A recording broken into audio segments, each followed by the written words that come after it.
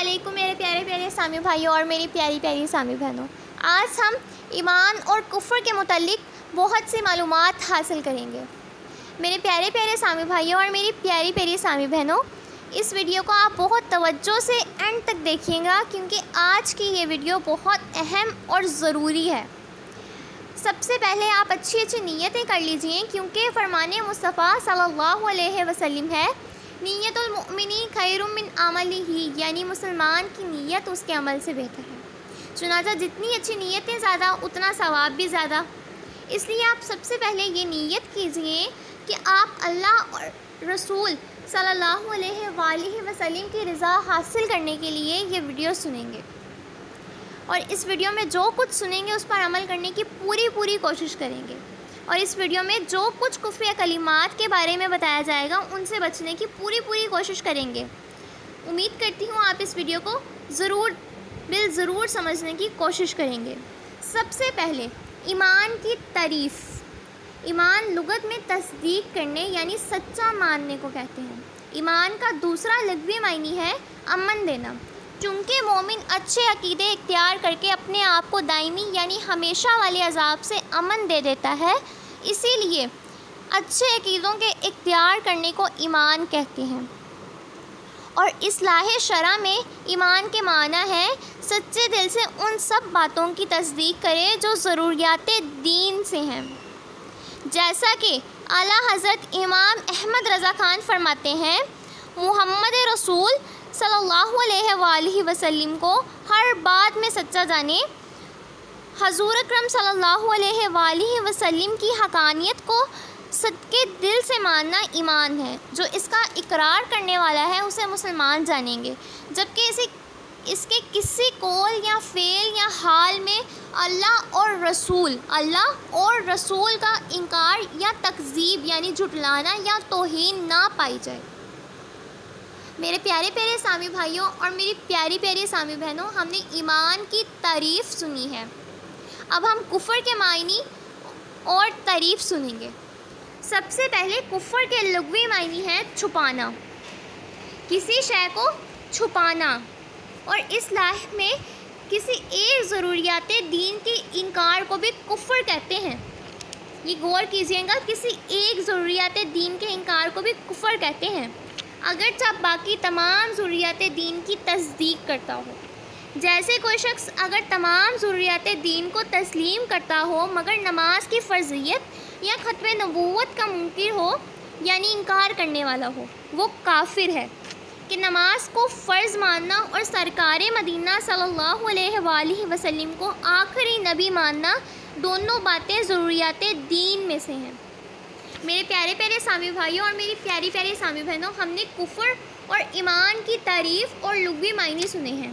اب چونکہ کفر کی تعریف میں ضروریات دین کا ذکر آیا ہے اور ایمان کی تعریف میں بھی ضروریات دین کا ذکر آیا ہے، اب ہم ضروریات دین کا مطلب بھی سمجھ لیتے ہیں۔ سب سے پہلے ضروریات دین کہتے کسے ہیں؟ یہ بہت اہم سوال ہے، ضروریات دین کسے کہتے ہیں؟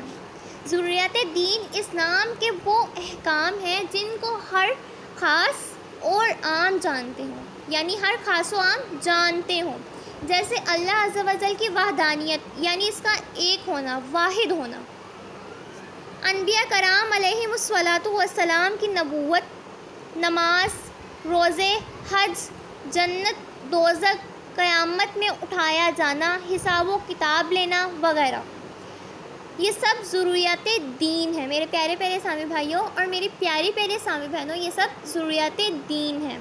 مثلاً یہ عقیدہ رکھنا بھی ضروریات دین میں سے ہے کہ حضور نبی کریم صلی اللہ علیہ وآلہ وسلم خاتم النبیین ہیں۔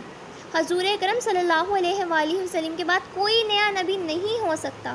عوام سے مراد وہ مسلمان ہیں جو علماء کے طبقے میں شمار نہ کیے جاتے ہوں مگر علماء کی صحبت میں بیٹھنے والے ہوں اور علمی مسائل کا ذوق رکھتے ہوں۔ وہ لوگ مراد نہیں جو دور دراز جنگلوں پہاڑوں میں رہنے والے ہوں، جنہیں صحیح کلمہ پڑھنا بھی نہ آتا ہو، کہ ایسے لوگوں کا ضروریات دین سے ناواقف ہونا اس دینی ضرورت کو غیر ضروری نہ کر دے گا۔ البتہ ایسے لوگوں کے مسلمان ہونے کے لیے یہ بات ضروری ہے کہ ضروریات دین کے منکر یعنی انکار کرنے والے نہ ہوں۔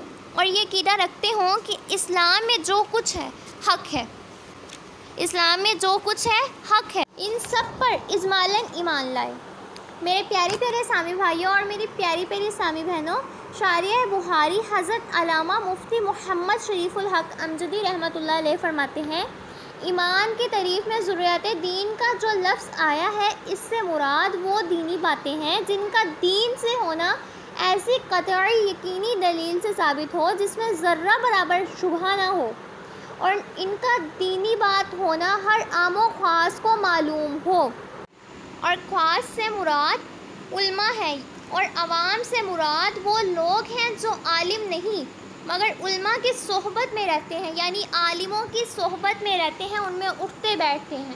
اس بنا پر وہ دینی باتیں جن کا دینی بات ہونا سب کو معلوم ہے مگر ان کا ثبوت قطعی نہیں، تو وہ ضروریات دین سے نہیں، مثلاً عذاب قبر، اعمال کا وزن، یوں ہی وہ باتیں جن کا ثبوت قطعی ہے مگر ان کا دین سے ہونا عوام و خاص سب کو معلوم نہیں، تو وہ بھی ضروریات دین سے نہیں۔ جیسے سلبی بیٹی کے ساتھ اگر پوتی ہو تو پوتی کو چھٹا حصہ ملے گا۔ جن دینی باتوں کا ثبوت قطعی ہو اور وہ ضروریات دین سے نہ ہو، ان کا منکر یعنی انکار کرنے والا اگر اس کے ثبوت کے قطعی ہونے کو جانتا ہو تو کافر ہے، اور اگر نہ جانتا ہو تو اسے بتا دیا جائے، بتانے پر اگر حق مانے تو مسلمان، اور بتانے کے بعد بھی انکار کرے تو کافر۔ اور وہ باتیں جن کا دین سے ہونا سب کو معلوم ہے مگر ان کا ثبوت قطعی نہیں، ان کا منکر کافر نہیں۔ اور اگر یہ باتیں ضروریات مذہب اہل سنت سے ہوں تو منکر یعنی انکار کرنے والا گمراہ ہے، اور اگر ضروریات مذہب اہل سنت سے بھی نہ ہو تو خطا کار ہے۔ میرے پیارے پیارے اسلامی بھائیوں اور میری پیاری پیاری اسلامی بہنوں، اب ہم اس میں جو ورڈ آیا نا ضروریات مذہب اہل سنت، اس کی بھی ایک دفعہ ڈیفینیشن سن لیتی ہیں تاکہ اس کا کنسیپٹ بھی کلیئر رہے۔ مذہب اہل سنت کی ضرورت کا مطلب یہ ہوتا ہے کہ اس کا مذہب اہل سنت سے ہونا سب عوام و خاص اہل سنت کو معلوم ہو، جیسے عذاب قبر، اعمال کا وزن وغیرہ۔